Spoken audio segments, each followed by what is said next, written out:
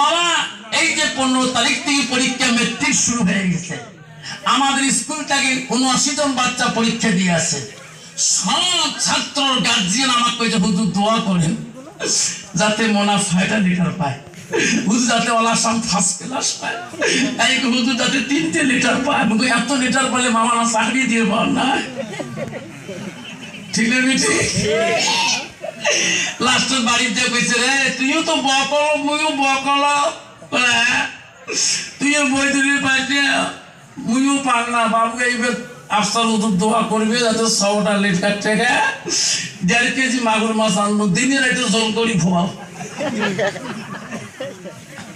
স্বামী নুরজান খাও দুপুরে ঝোল করছো, রাইতত করছো, সকালে করছো, পড়ার খবর নেই। তাই বাবু যেটা পড়বে লাগছে আজকে খবর, আজকে বাবু তো কান দিয়ে পড়ে। কয় কি বলে? হ্যাঁ এই কদিন বাবু ঘর দুধ দিয়ে মুখ দিয়ে পড়ে আওয়াজ বাইরে পান।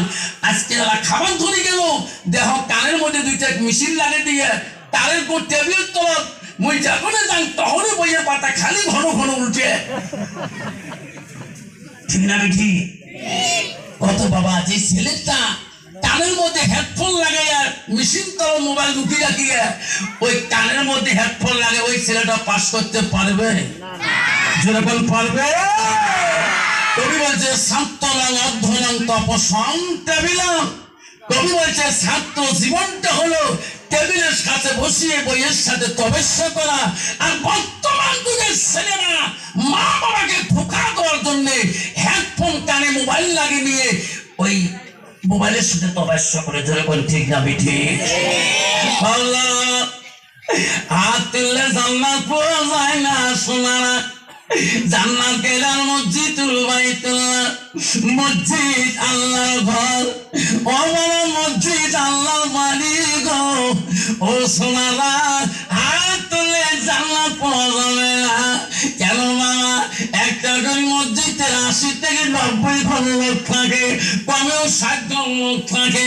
ওয়াক্ত নামাজের মধ্যে দেখবেন ওই 5টা বুড়া, ঠিক না বেঠি? ফজরে 6টা বুড়া, ঈশ্বরে 8 জন, ওই প্রতিদিনে ওই কয়টা পাবে না।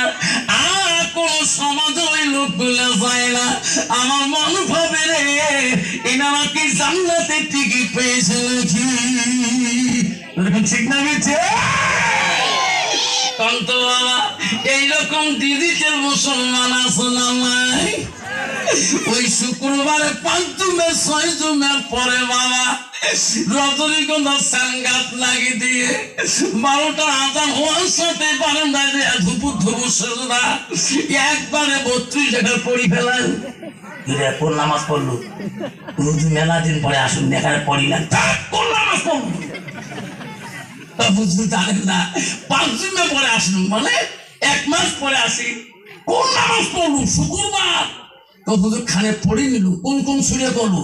হুজুর মুই তো সুরে জানাম না। তুমি যে মুখ নড়ালু তো হুজুর তোমার আলের মাঝে মুখ নড়া না, ওই যে মুইও মুখ নড়ান। তখন তো বাবা এইরকম ডিজিটাল মুসলমান নামাজে আছে না নাই? কান আছে না নাই? কতদিন চলিবে ফাঁকি রে মুসলমান, যেদিন পরিবে ডাক তোমার কবরে। এমন জায়গায় যাবি রে সোনা, যে জায়গায় নাই বিছানা। এমন জায়গায় যাইবি রে সোনা, যে জায়গায় নাই সাথী। এমন জায়গায় যাইবি রে সোনা, যে জায়গায় নাই বাতি, ঠিক না বেঠি? বাবাকে যাবে না মাকে যাবে, বাবা আমার কবরে আগে যাবে না মা আগে যাবে। বড় ভাই আগে কবরে যাবে না ছোট ভাই আগে কবরে যাবে। বড় বোন আগে কবরে যাবে না ছোট ভাই আগে কবরে যাবে। এই বুদ্ধি পাওয়ার আল্লাহ কারো কাছে দেয় নাই। এমন কি বাবা রে 90 বছর বয়স ওই 16 বছরের ছেলের জানাজারে কান্দে। হঠাৎ ছেলে ও বাবা অ্যাক্সিডেন্ট হয়ে মারা যায় ওটার ছেলে গো বাবা রাতের মধ্যে ঘুমাতে মারা যায় ওই 60 বছরই বাচ্চা যায় জানাজারে কামড়ে বন্ধু শোনা সাল্লাহ আল্লাহ নবীর কাছে আব্দুল ইবনে মাসউদ হইতে হাদিসটা বর্ণিত আছে আল্লাহ নবীকে প্রশ্ন করলো ওয়া নবী সাল্লাল্লাহু আলাইহি ওয়াসাল্লাম আইয়ামা ইয়াহাব্বু ইলাল্লাহু তাআলা নবী গো ওগো নবী আল্লাহর কাছে সবথেকে ভালো বস্তু আমলটা কি নবী বলল সালাতু আলা ওয়াক্তিহা সময় মতো ওয়াক্ত মতে নামাজ পড়া আল্লাহর কাছে সবথেকে বড় আমল তুই সুবহানাল্লাহ আব্বা শোনা কেন তুমি মুসলমানের ঘরে যাওনি এখনো কেন তুমি মসজিদে গেলে ঘৃণা মনে করো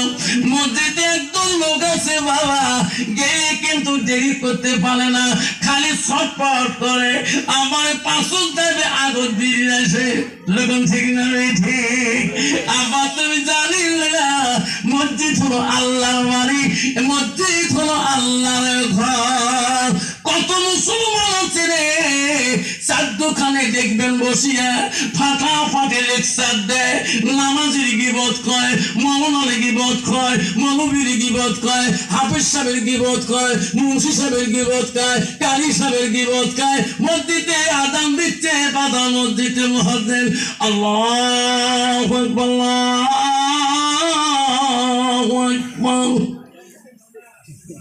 ওই মুসলমান গিবত করে 5 টাকা দিয়ে কাপ চা খেয়া 3 ঘন্টা কাফি দিল মাগরিবের নামাজটা 10টা মিনিটের জন্য তার মধ্যে যাওয়া ভাগ্য হলো না যখন ঠিক না ঠিক শোনা কেন বাবা তুমি বুঝলি না রে শোনা তুমি জানো কি না এই চার দোকান থেকে তুমি বাড়ি যেতে পারবে কিনা এই গ্যারান্টি তো তোর কাছে নাই ঠিক না বেশি যখন ঠিক না বেশি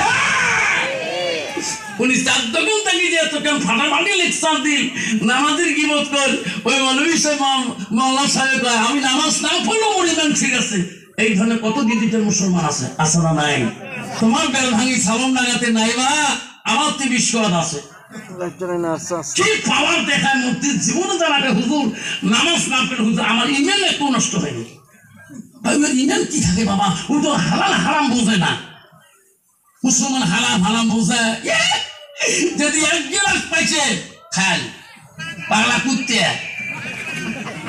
রাস্তা দিয়ে যাক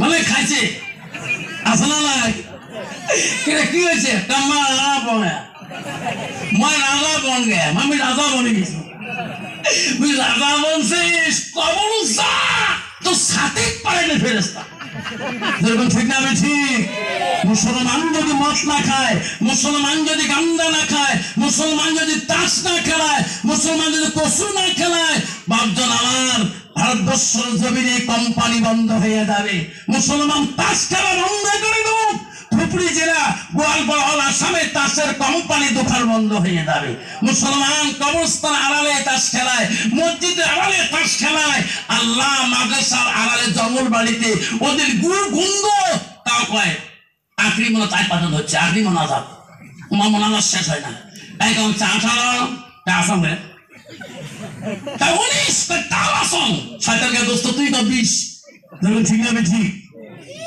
তোমার কি নাই বাবা কি তাসের ঝুলু করে বাপ বউ শিকার ভাত না হান বুড়ি শেষ করে দিন বাবা তোমারি দুনিয়ায় দুশ্মনী নীলা সে দেখো রহমান কাফেরের হাততে নিধন হতেছে কি করে মুসলমান তোমাকে ভুলিলাম নবীকে সারিলাম নবীকে ভুলিলাম তোমাকে সারিলাম তাই তো এত অপমান তাই তো এত অপমান কাফি নবীজির হাততে